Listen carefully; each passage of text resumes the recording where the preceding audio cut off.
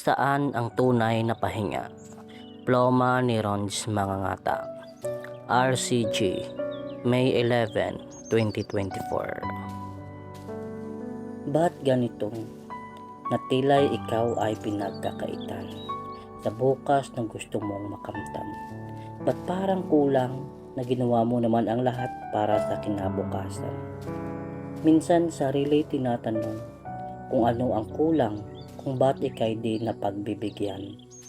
Sobrang pagod at nahihirapan sa pinaparanas ng mundong ito. Luhay tutulo sa palyang ipinadama, kirot at dismaya ang nadarama.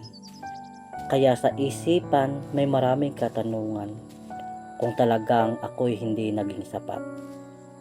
Gustong umiyak upang sakit ay mawala. Pilit magpakatatag kahit nalulunod na. Gusto nang lumisan sa mundong walang payapa, sapagkat puro hinanakit ang nadarama. Ang tanging alam ay mga pagsubok lang ito, ngunit ang motibasyon ay parang lalaho. Subalit magpapatuloy pa rin, itutuloy pa rin ang laban dahil ito lang ang tanging paraan. Pero hindi na alam kung saan naman tutungo. Hindi na alam kung saan ang tunay na pahinga. Hindi na alam kung saan naman kukuha ng lakas. Hindi na alam ang nararamdaman at totoong tagumpay.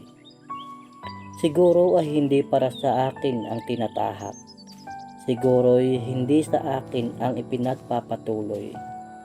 Diyos naming Ama, siguro ay isinisirado mo ang pinto na aking binuksan dahil mali ang landas na aking pinasukan.